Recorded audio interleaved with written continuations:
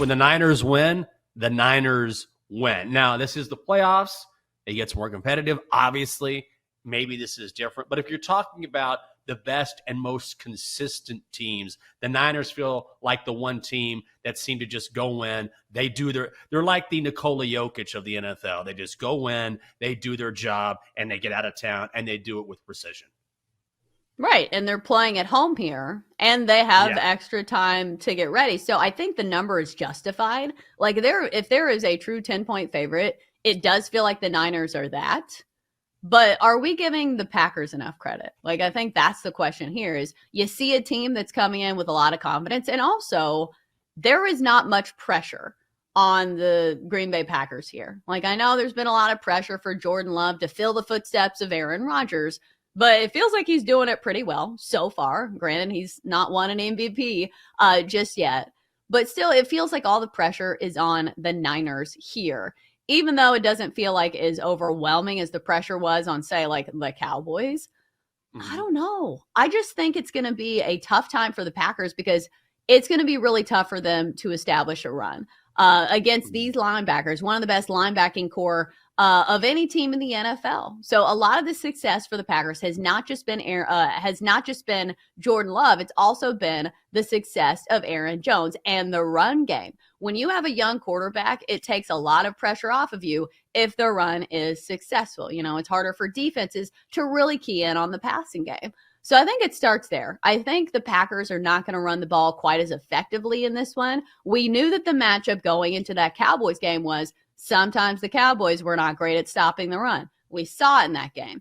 So I think that this is going to be a much different matchup than going against the Cowboys. So I think I would still lean towards the Niners. It's not my favorite play, but I don't think we see this Packers team that we saw last game just coming out, you know, guns a-blazing and really setting the offensive stats on fire. Are you surprised that this number is 9.5?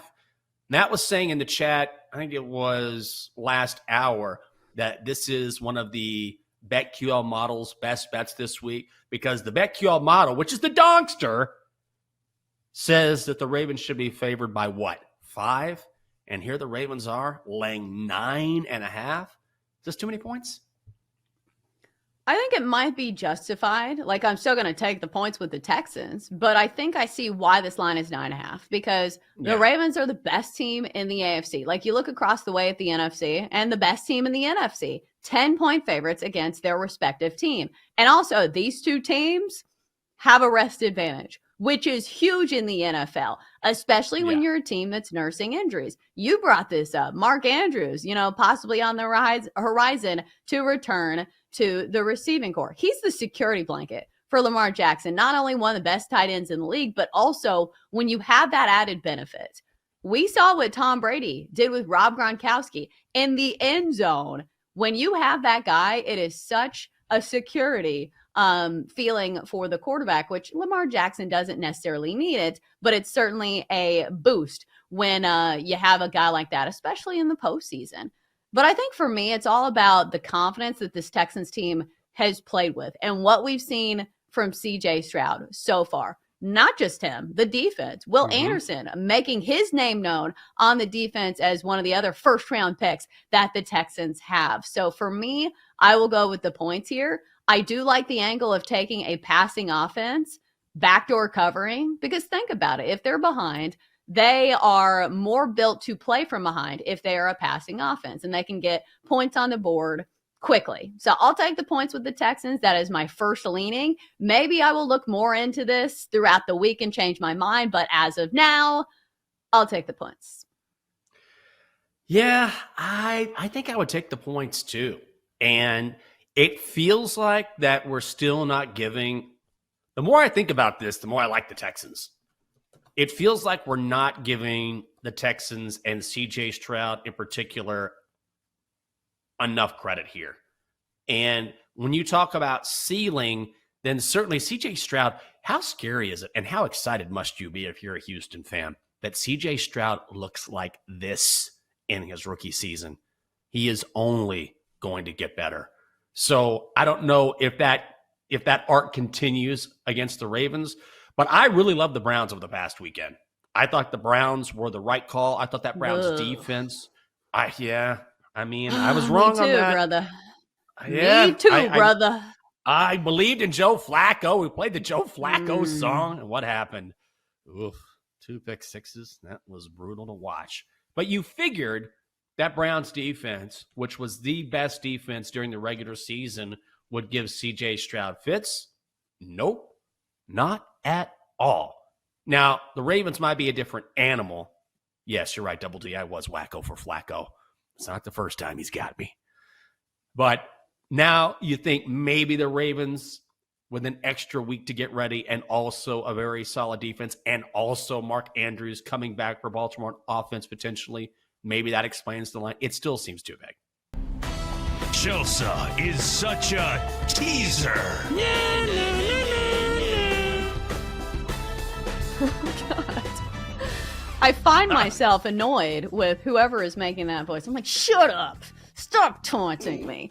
All right, so we do this every week, and it is getting harder as the NFL winds down, and there are fewer games to choose from. But what we do is we look at the entire slate, and we try to pick a few teams for a teaser. If you don't know what a teaser is, you get 6 points in your favor, and you combine it with a couple other games so you can get some plus money. Normally, I'm doing a 3-leg teaser, plus 160, but if you only do 2 teams, I believe it's somewhere in the ballpark of minus 130. I think that's where I'm going to be landing at this week, just because, like I said, there are not that many games to choose from. Normally, I try to look for long teasers, which by definition are either favorites of 8.5 to 7.5 points, because you can go through the most amount of key numbers.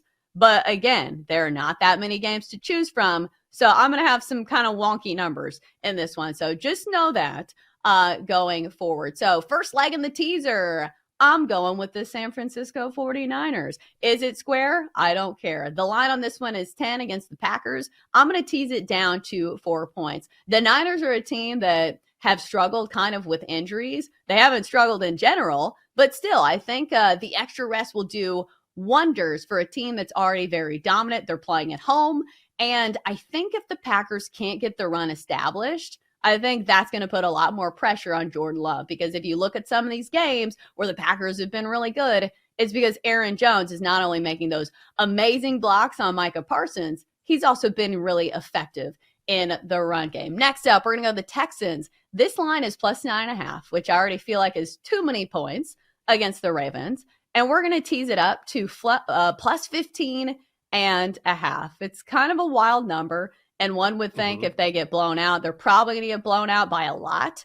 But still, I think that's the other better option, or the other teaser option, I should say, this week in the NFL. I think the Texans can hang. And plus, when you have a passing offense, I think that is a great call for teams for a backdoor cover, because they're going to keep throwing. And even if they're getting, the doors blown off, they can score quickly and at will with the passing game. So that's what it's going to be. It's going to be the Niners -4, and it's going to be the Texans plus 15.5. So Jenks, who ruins my teaser? Ooh, maybe the Niners? I don't think so. Like maybe the Niners win by 3. It's a close game. That's the only thing I can figure. Like I love the Ravens-Texans play. I don't know. It's hard for me to find fault. Ultimately, I think the sabotage factor is, look, Jordan Love's playing great football right now. The Packers defense is better than you might think. The Niners defense actually has struggled, I believe, in the first halves of games this season. Maybe they're a little rusty from having the extra time off. I don't really see it happening. I would love if I could get the Niners at -4 as a part of this teaser. But ultimately, if you're looking for which team might ruin it, it might be the Packers. Maybe they keep it within a field goal or get some sort of backdoor cover. But as per usual, I'm a fan.